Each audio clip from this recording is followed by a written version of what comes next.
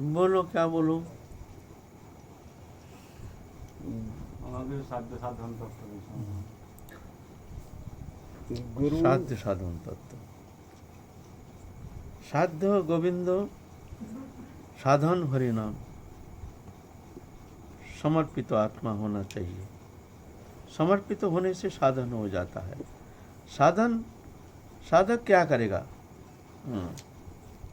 साधक निजी चेष्टा के द्वारा, स्वतंत्र इच्छा के द्वारा, स्वतंत्र चेष्टा के द्वारा अगर भगवत प्राप्ति करने में समर्थ हो जाते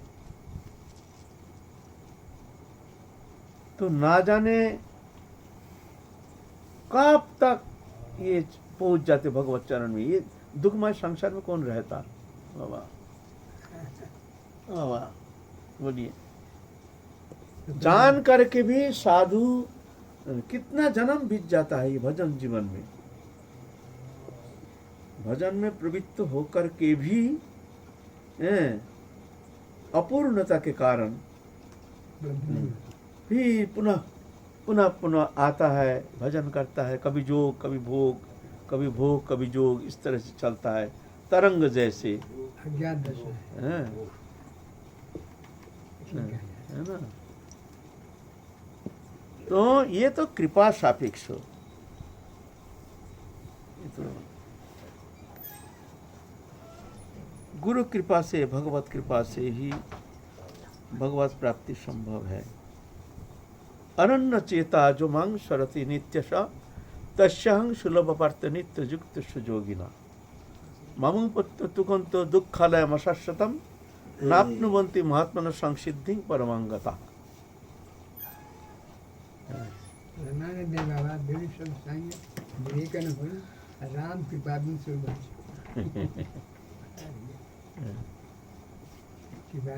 देखो बाबा, जब एक बोझा लेकर के हम चल रहे हैं, लेकिन बोझा बहुत भारी है।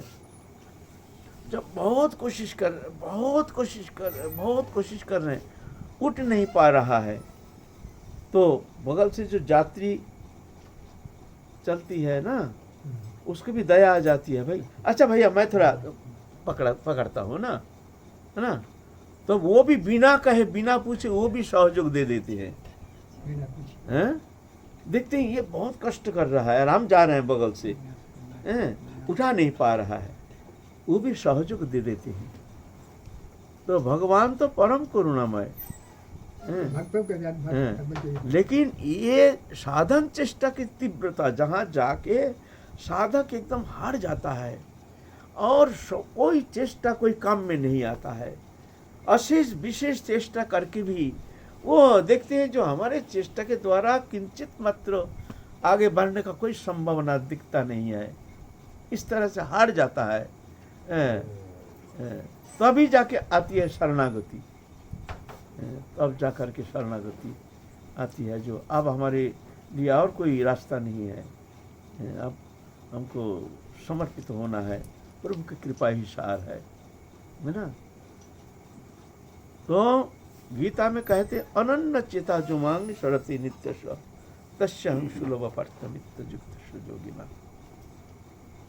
अन्य दूसरा चिंता रहित होकर के, एकमात्र अनन्य भाव से, अन्य चिंता रहित, अन्य भावना रहित, अन्य इच्छा रहित, अन्य आकांक्षा रहित, एकमात्र भगवत प्राप्ति ही एकमात्र लालसा। ऐसे लालसा लेकर के भगवत चिंतन में रहते हैं हर समय, उठते बैठते खाते सोते जथा तथा जैसे तैसे भगवत चिंतन करते हैं और कोई चिंता ही नहीं।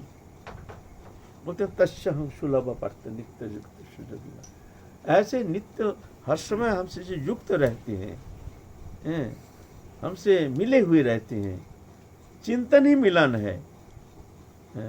जब तक चिंतन नहीं रहता है, बहिर्विषय हमारा चिंतन रहता है, तब तक मान लो भगवत चरण से हम दूर हो गए हैं। अनन्य चेता, दूसरा कोई चिंता रहित, दूसरा कोई आकांक्षा रहित, गुरु शक्ति मार्गदर्शन कर दी, गुरु शक्ति मार्गदर्शन कर दी। हाँ, गुरु कृपा करके चिंतन फिर जा करके गुरु कृपा से वो सुलभ हो जाता है। जब गुरुदेव देखते हैं जो ये शिष्य के द्वारा ये तो आगे चलना, स्वतंत्र चेष्टा के द्वारा आगे बढ़ना संभव नहीं है, तब जाके गुरु उसको कृपा करते हैं। गुरु माने ऐसे नहीं जो साक्षात रूप में ही जो हमको मंत्र प्रदान किए हैं वही गुरु रूप में ही वो कृपा करते हैं, ऐसे नहीं है। वो तो हमारे भीतर बैठे हैं, वो देख रहे हैं हमारी चेष्टा, हमारे आग्रह, हमारी उत्कंठा, हमारी व्याकुलता, सब देख रहे हैं। जब अनन्य चित्ता और कोई इच्छा ही नहीं, एकमात्र चित्त में ठाकुर जी बैठे हैं। कैसे भी हमको इस शरीर रहते रहते, ये शरीर रहते रहते हमको भगवत प्राप्ति करनी है, और कोई इच्छा रहित, चिंता रहित, भावना रहित, संकल्प रहित, इसको कहते अनन्य चित्ता। अपने आता प्रयास नहीं, कोई शक्ति नहीं अपने ऐसे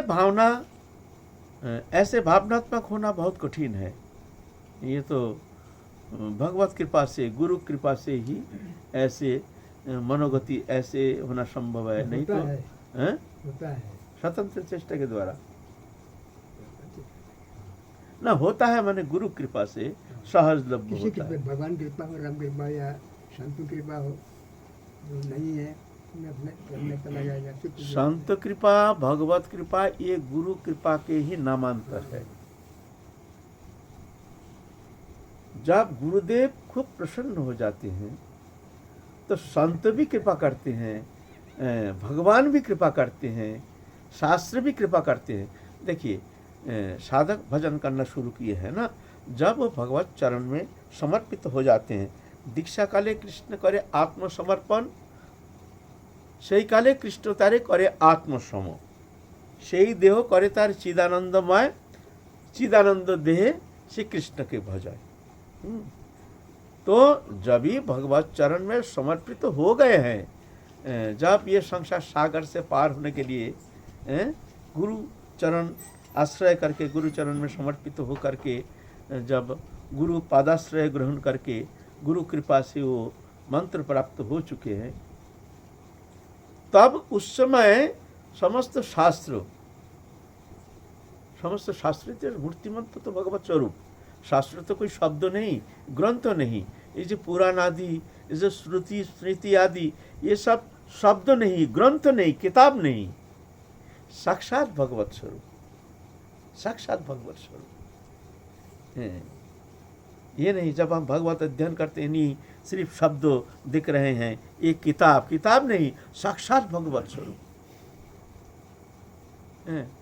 तो जब साधन में प्रवृत्त होते हैं तो सब जितना मुनि ऋषि है, जितना हमारे आचार्य वर्ग हैं, आचार्य परंपरा, समस्त साधु संत जो है,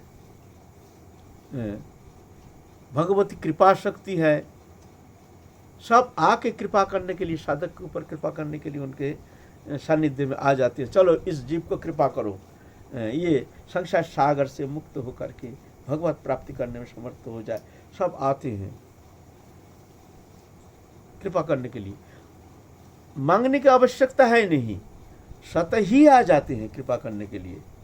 वो कृपालु है ना, वो देखते हैं ना, सब जानते हैं मूर्तिमंत भगवत स्वरूप, भगवान के ही अलग अलग स्वरूप, जैसे पुराण आदि, श्रुति स्मृति आदि सब भगवत स्वरूप है, भगवत शक्ति है, गुरु हैं, आते हैं कृपा करने के लिए जी ये संसार सागर से मुक्त हो जाए। लेकिन आके देखते हैं, गुरु की तरफ देखते हैं, गुरु क्या कहते हैं, कृपा करेंगे। अब गुरु की तरफ देखते हैं, गुरु प्रसन्न है। तो अगर गुरु प्रसन्न है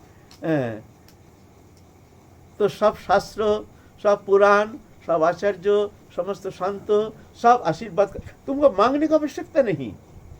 जैसे कोई दे रहा है भीतर है ना, हाँ, वो ऑटोमेटिकली, मतलब तुमको बिना चाहे तुमको प्राप्ति हो जाएगी।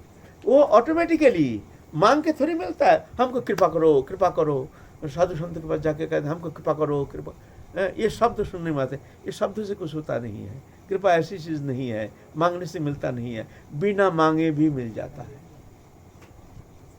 बिना मांगे भी मिल बाबा जाता सत्यता का परिचय है। खुद को देना पड़ता है, इसको देना हाँ। पड़ता है। ये हाँ। देख ले हम। जब साधक सही सही अंतःकरण जो है एकमात्र भगवत प्राप्ति उद्देश्य लेकर के गुरुचरण में समर्पित हो जाते हैं, जिसके हृदय में और कोई चाहत नहीं, और कोई उद्देश्य नहीं, और कोई आकांक्षा नहीं, ऐसे जो अंतःकरण के जो वृत्ति हो जाती है, उस स्थिति में समस्त शास्त्रों आदि समस्त आचार्यों सब आ जाते हैं कृपा करने के लिए। यही कठिन है। हाँ, बस।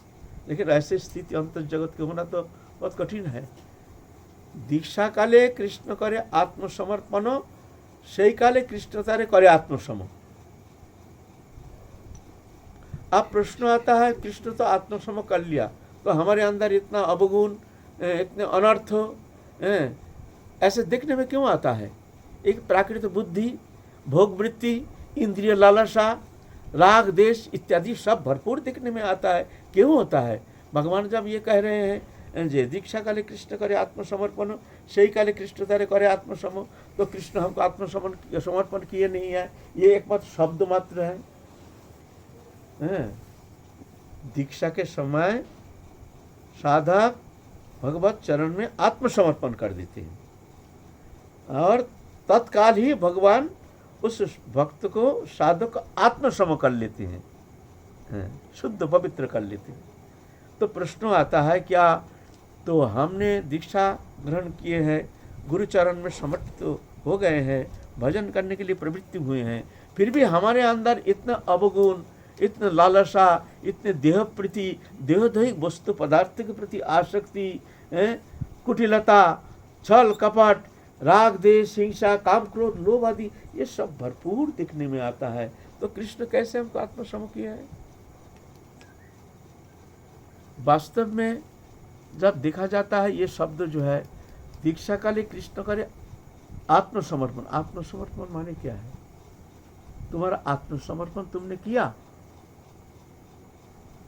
आत्मसमर्पण हुआ ही नहीं। दीक्षा तो ले लिया लेकिन आत्मसमर्पण हुआ नहीं। चिंता के विषय है। स्वतंत्रता बुद्धि रह गया है। जब तक स्वतंत्रता बुद्धि, स्वतंत्र इच्छा, स्वतंत्र शिष्ट, स्वतंत्र विचारधारा, तो ये स्वतंत्रता फिर जगह आत्मसमर्पित होना बहुत मुश्किल हो जाता है, असंभव बात है। अहंकार के कारण, अज्ञानजत अहंकार के कारण समर्पित होना संभव नहीं होता है। समर्पण तो कहते हैं हम, शरणागत हैं, आपके शरणागत हैं, लेकिन हमारे भीतर जो अज्ञानता, हमारे आत्माभिमान, कर्तृत्वपन, ये हम छोड़ने के लिए तैयार नहीं है, जिस कारण समर्पित होना कठिन हो जाता है। समर्पित ना होने का कारण इतने सारे अवगुण जो भी देखने में आता है, ये सब हमारे भीतर देखने में आता है ना। समर्पण 6 प्रकार होता है। अनुकूल ग्रहण, अनुकूल ग्रहण माने जो भगवत प्रीति के लिए जो कर्म अनुष्ठान, कायिक वाचिक मानसिक जो कर्म है, चिंता है, सिर्फ उसी को ही हमको धारण करना है और उस आधार पर ही हमको चलने के लिए प्रयत्न करना है। अनुकूल ग्रहण, कृष्ण अनुकूल माने भगवत प्रसन्नता के लिए समस्त कर्म चेष्टा सब कुछ करना। चिंता भी ऐसा, कर्म भी ऐसा, भावना भी ऐसा। प्रतिकूल वर्जन, इसके जो प्रतिकूल है वो वर्जन, माने जो भगवत भजन में जो बाधक है, भक्ति जगत में प्रगति के लिए जो बाधा है, उसको वर्जन करना है। जैसे राग देश हिंसा, छल कपट, स्वतंत्रता बुद्धि, निंदा परचर्चा, भोग वासना, ये जो है ये सब प्रतिकूल है। ये प्रतिकूल वर्जन। अनुकूल ग्रहण, प्रतिकूल वर्जन, ये 2 नंबर है। रक्षाकर्ता रूप में वरण, रक्षाकर्ता माने ठाकुर जी हमको रक्षा कर रहे हैं, रक्षा करेंगे, ये दृढ़ विश्वास। रक्षाकर्ता रूप में एक पत्र ठाकुर जी को ही हम वरण करके उनके इच्छा अनुसार चलने के लिए हम प्रयत्न करते हैं। ये है रक्षाकर्ता रूप में वरण। वरण तो हुआ नहीं है, हम तो अपने रक्षा खुद ही करने के लिए तैयार हो जाते हैं, चिंता करते हैं, थोड़ा सा प्रतिकूल परिस्थिति आने से ही भी चिंतित हो जाते हैं। अब क्या होगा, अब क्या करेंगे, अब क्या करूं। जब हम समर्पित हो गए, आप प्रभु जैसे करेंगे, जो होगी प्रभु की इच्छा, जो हुई है प्रभु की इच्छा जान करके शांत रहना है। तो रक्षाकर्ता रूप में वरण। 3 नंबर, अनुकूल्य ग्रहण प्रतिकूल्य वर्जन, रक्षाकर्ता रूप में वरण। रक्षा करेंगे ऐसे दृढ़ विश्वास, दृढ़ विश्वास, रक्षा करेंगे ही। हम कितनी भी अभिचरी, पापाचरी, व्यभिचरी, कुबिचरी, कदाचारी हो, शास्त्र जब बार बार पुकार पुकार के कह रहे हैं भगवान की इतने महिमा, पतित पावन, दीनबंधु, दीननाथ, अगतिर गति, भक्त वत्सल, शरणागत वत्सल, तो हम भी तो एक पतित हैं, तो प्रभु हमको रक्षा नहीं करेंगे? अवश्य रक्षा करेंगे। ऐसे दृढ़ विश्वास। विश्वास दुर्बल होने से भजन भी दुर्बल हो जाता है। हमारा विश्वास ही दुर्बल, प्रभु हमको रक्षा करेंगे?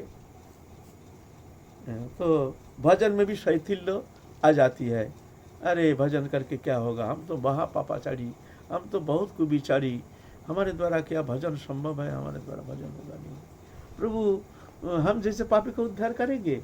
हम तो महापापी हैं। तो क्या होता है, उसके अंदर निराशा छा जाती है। निराशा आने से धीरे धीरे भजन जीवन से वो हट जाता है। क्यों?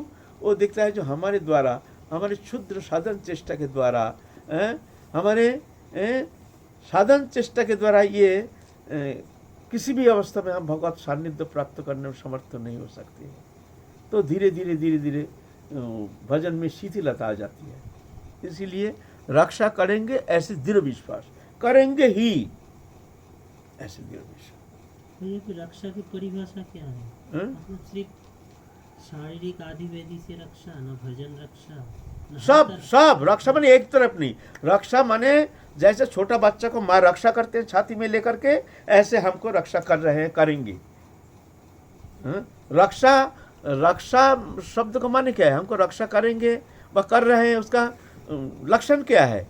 निश्चिंतता। निश्चिंतता, हमारी चिंता क्या, हम तो प्रभु हमको रक्षा कर रहे हैं। और जो आदि व्याधि उपाधि दुख दंड दारिद्री, जितना संताप, जितना कुछ देख रहे हैं हमारे लिए प्रतिकूल परिस्थिति, ये हमको शोधन करने के लिए प्रभु की कृपा है। ये हमको समझ में नहीं आ रहा है, जिस कारण हम विक्षिप्त चित्त होकर के हम मन में हमारे संदेह आ जाता है। प्रभु का हमको रक्षा करेंगे। बुद्धि का भाव होता है, बुद्धि का भाव। अभी तो ये प्रतिकूल परिस्थिति भी वो क्या देखते हैं, जो ना ये प्रभु की कृपा है, ये प्रतिकूल परिस्थिति हमको शोधन करने के लिए, हमारे भीतर अवगुण जो है इसको दूर करके, नष्ट करके हमको शोधन करने के लिए प्रतिकूल परिस्थिति हमारे सामने आ रही है। ये प्रभु की कृपा है जान करके शांत रहते हैं, सहन करते हैं।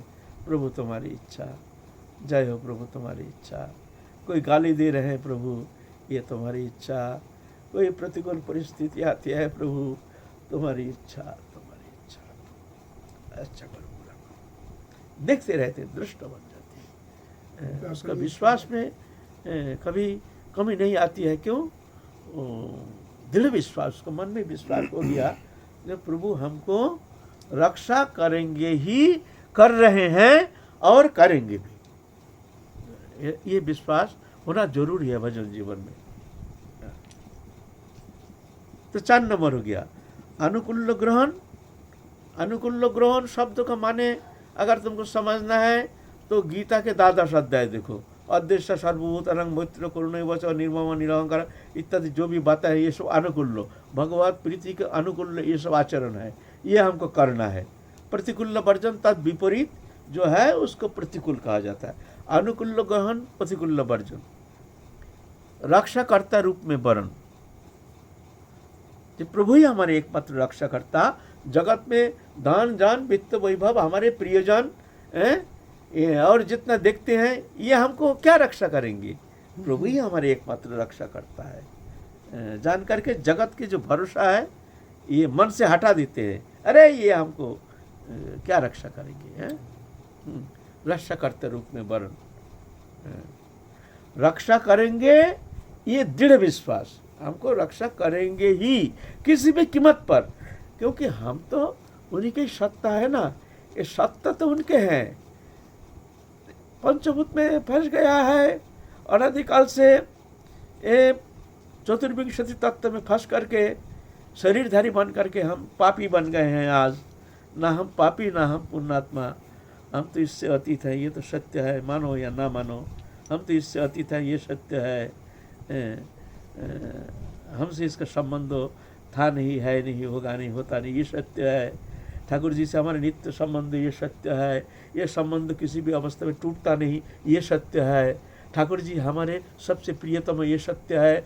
ठाकुर जी सबसे निकटतम, ये सत्य है। ठाकुर जी के हम अभिन्न सत्ता है, ये सत्य है। लेकिन क्या हुआ, माया मोहित होकर के स्वरूप विस्मृति के कारण शरीरधारी बन करके जीव इस तरह से अपने को समझने लगता है, मैं पापी हूँ, अभिचारी हूँ, व्यभिचारी हूँ, कुविचारी हूँ, कदाचारी हूँ। क्या क्या सोचते हैं। अरे होता है, ऐसा कोई मानव जीवन है नहीं जिस जीवन में कोई पाप, कोई अन्याय, कोई भूल कभी हुआ नहीं, होता नहीं, ऐसा होता ही नहीं। बड़े बड़े मुनि ऋषि जो है ना, उनके जीवन में भी बहुत देखने में आया है, देखने में आया है। हम पढ़े हैं ऐसे बड़े बड़े महापुरुष के जीवन चरित, ऐसे ऐसे घटना सुनने से बोले भाई ये भी तो ये हमारे ही जैसे। यदि खुदाई होती जाए, लेकिन शरीरधारी मनुष्य मात्र ही जब तक शरीर में आत्मबुद्धि है तब तक ये भूल से निवृत्त होना संभव नहीं है, भूल रहेगा ही। और ये कब तक, जब तक ये शरीर में तदात्मता है, स्वरूप में स्थित नहीं हो पा रहे हैं, तब तक जाके ये भूल कुछ न कुछ रहेगा ही।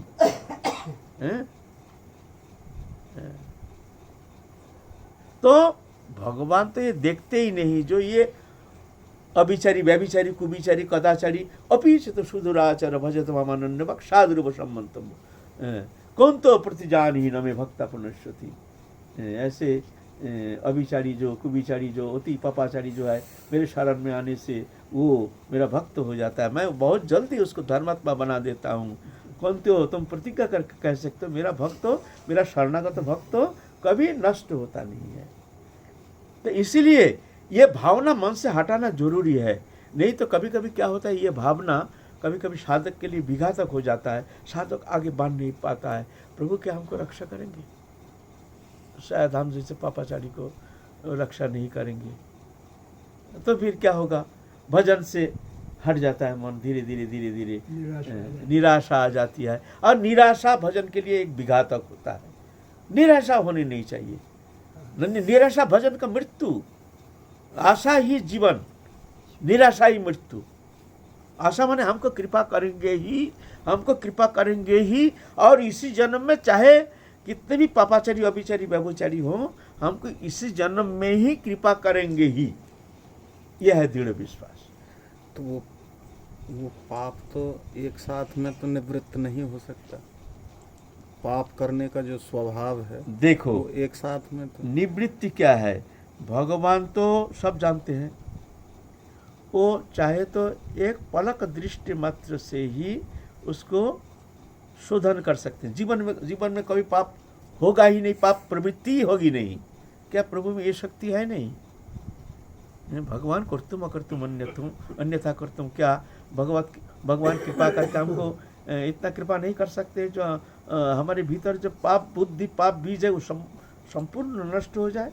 हो सकता है, लेकिन ऐसा होने से वो शोधन होता नहीं है। तो भगवान क्या करते हैं, उसके प्रवृत्ति जो है धीरे धीरे धीरे घात, संघात, दंधो इत्यादि माध्यम से नाना प्रकार ठोकर मार करके उसको एकदम परिपक्व बना देते हैं। ओहो, ये भूल जो है, ये भ्रांति जो है, ये जो कर्म है, इसका परिणाम इतना खराब है। ओ हो भगवान, हे प्रभु, आप ऐसे कर्म नहीं करेंगे, हमने देख लिया जी, इसका परिणाम बहुत खतरनाक, बड़ा भयावह होता है। प्रभु कृपा करो, दया करो। तो पाप 20 को उठा देते हैं। क्या जरा भरत जो भरत राजा थे, क्या भगवान कृपा करके उनके भीतर से थोड़ा सा मोह ही तो, ममता ही तो है। तो ममता तो जीव का स्वभाव है, जब तक शरीरधारी है तब तक ममत्व बुद्धि, ममता तो रहती है, थोड़ा माया ममता तो रहता ही है। शरीर में आत्मबुद्धि है, तो इतना बड़ा भूल कैसे हो गया? जिस भूल के कारण देखो एक इतना भजनशील जो कि कितनी ऊंची स्थिति में पहुंच गए थे, वहां से पतन हो गया, पशु जीवन प्राप्त किया। एक पशु से प्रेम करने के कारण उसमें उनके प्रति ये चिंतन में इतना लीन हो गए, जो अंतिम समय में चिंतन करते करते फिर हरिण शावक होकर जन्म लिया।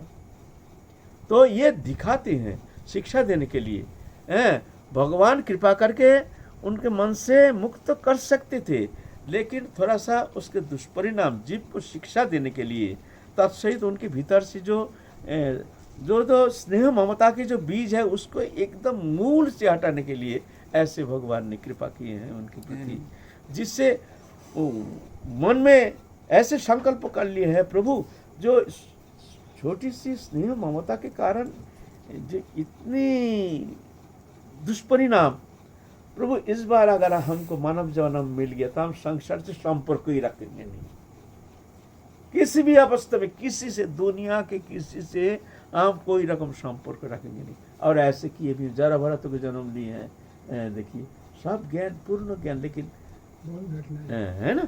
ये एक बात यहाँ, जब तक पाप की प्रवृत्ति रहेगी, भगवान कृपा करते हैं, पापी पर भी करते हैं, वो तो ठीक है। अज्ञाने হয় যদি পাপ উপস্থিত, তথাপি কৃষ্টতারে নহে করেন প্রায়শ্চিত্ত। অজ্ঞানেও যদি হয় পাপ उपस्थित, तथापि कृष्णतारे न करें प्रायश्चित्त। जब भगवत चरण में समर्पित हो जाते हैं, तभी भी उनके अंदर भोग वृत्ति, पूर्व जन्म का संस्कार तो रहता है। भोग वृत्ति ऐसा थोड़ी है चला जाएगा कि दाढ़ी जटा बड़ा करके संसार त्याग करके जंगल जाने से भोग वृत्ति समाप्त हो जाएगा, उतना साहस थोड़ी है, और डबल हो जाएगा। लेकिन क्या होता है, भगवान कहते हैं अज्ञान के कारण, पूर्व जन्म के संस्कार, अज्ञान जाते संस्कार के कारण अगर भीतर में कभी पाप बुद्धि आ जाती है, तो भगवान कहते हैं उसको भगवान प्रायश्चित्त नहीं कराते हैं। तथापि कृष्णतारे ना करें प्रायश्चित्त, भगवान क्षमा कर देते हैं। अहम तो सर्व पापी मुमुक्षु भक्त है ना, लेकिन वो भक्त के भीतर जो वो भूल भ्रांति के कारण उसके भीतर जो कष्ट होता है, तो वो कष्ट उसको शोधन करता है धीरे धीरे साबुन जैसे। वो कष्ट जो है, मान लो हमसे एक भूल हो गया, भूल के कारण बड़ा पश्चाताप हुआ, क्योंकि हम तो भजन करने के लिए आए हैं ना, हमारे उद्देश्य तो हरिभजन करना। लेकिन क्या होता है, पूर्व जन्म के संस्कार के कारण हमारे भीतर कुछ भ्रांति, भूल प्रवृत्ति वो आ करके हमको कोई भूल कर्म करने में मजबूर कर दिया। तो उसमें क्या होता है, उसको जलन होता है, हमको कष्ट तो होगा ही, क्योंकि हमारे उद्देश्य तो भगवत प्राप्ति। भयंकर कष्ट होता है, तो वो कष्ट क्या होता है, वो कष्ट होता है साबुन जैसे, उसका हृदय को शोधन कर देता है। वो कष्ट, वो संताप भगवान अपने हाथ से करेंगे नहीं, वो साबुन जैसे बन करके उसका संताप जो है ना, उसके भीतर के जो ग्लानि है, भ्रांति है, उसको मिटा देती है।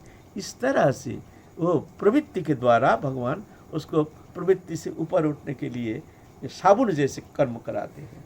लेकिन जी उसमें तो समय भी बहुत लग जाएगा। तो लगेगा ही, भगवान की जल्दीबाजी थोड़ी है। और जब तक पाप की प्रवृत्ति रहेगी तब तक तीव्र साधन भी नहीं होगा, और तीव्र साधन के बिना भगवत प्राप्ति नहीं ना। ऐसा नहीं, पाप प्रवृत्ति रहने से साधन में तीव्रता आती नहीं, ऐसा नहीं। साधन तो साधन के जगह साधन में वो निश्चल तो प्राप्त नहीं हो सकता।